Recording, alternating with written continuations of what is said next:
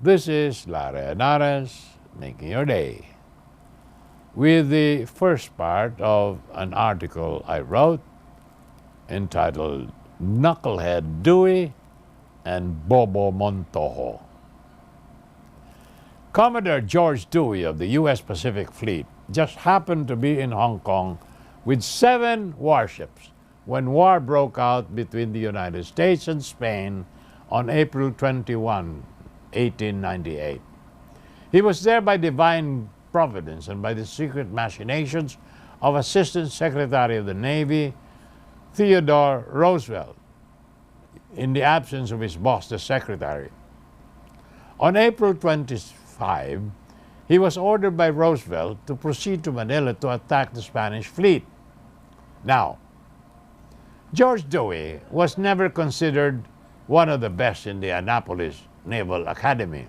His grades were lousy, 60.8% in naval tactics, 57%, and 76.6% in mathematics, and 71.4% in navigation. He was called in his class Knucklehead George. But he was the lucky one, because always he was in the right place at the right time and got more credit than he deserved. Lady Luck brought him to Hong Kong and to Manila Bay. And again, Lady Luck was with Knucklehead George in Manila Bay.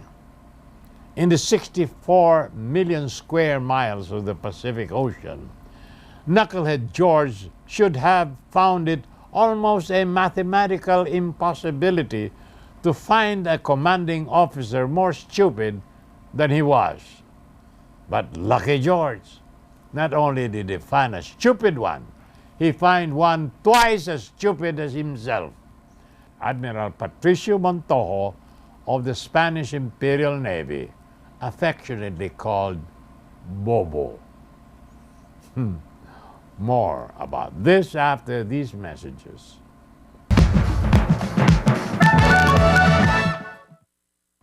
This is Lara Henares making your day with the first part of an article I wrote entitled Knucklehead Dewey and Bobo Montojo. Now, Bobo Montojo, Admiral Bobo Montojo, was aware that Knucklehead George was on his way to Manila. He had months to set up mines across the bay entrance and activate shore batteries in Corregidor and the Manila waterfront.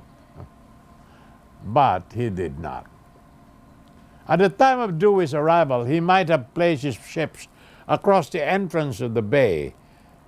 If he did, he would have crossed the T of Knucklehead George battle line, like this. George battle line, this, and he is here. And bringing his broadside guns to bear on it and sending the American ship surely to the bottom of the sea. Bang, bang, bang. But Bobo Montojo did not do it. In the early morning of May 1st, Knucklehead George sailed into Manila Bay undetected. Not only was he undetected, but he himself failed to detect Spanish fleet in Cavite. Like this, a couple of idiots both playing blind in a game of blind man's bluff. Here again was a matchless chance for Bobo Montojo to destroy Knucklehead George. Again, crossing the American T, this time even better, from the rear. He would have battered Dewey's ships to scrap iron. But Bobo did not. Incredibly, the American squadron was permitted a half turn like this. And Knucklehead George issued his famous command, "You may fire when you're ready, Gridley."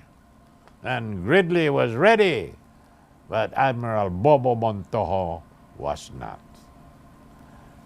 Spain's policy not to industrialize was obvious. Bobo's ships had guns that could not shoot straight. His ships were steel-plated wooden ships.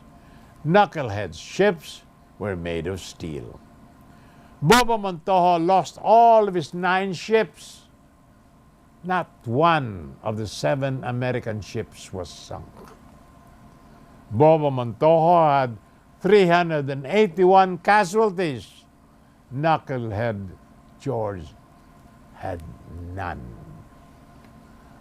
Of course, one sailor died of heat prostration, shoveling coal in the hold of SS Olympia, Knucklehead George's flagship. The massacre was mercifully over by 12:30 noon. More tomorrow, my dear friends. This is Lara Henares, making your day, saying good day. God bless you. Thank you very much for being with us. Till next time. Hasta la bye-bye.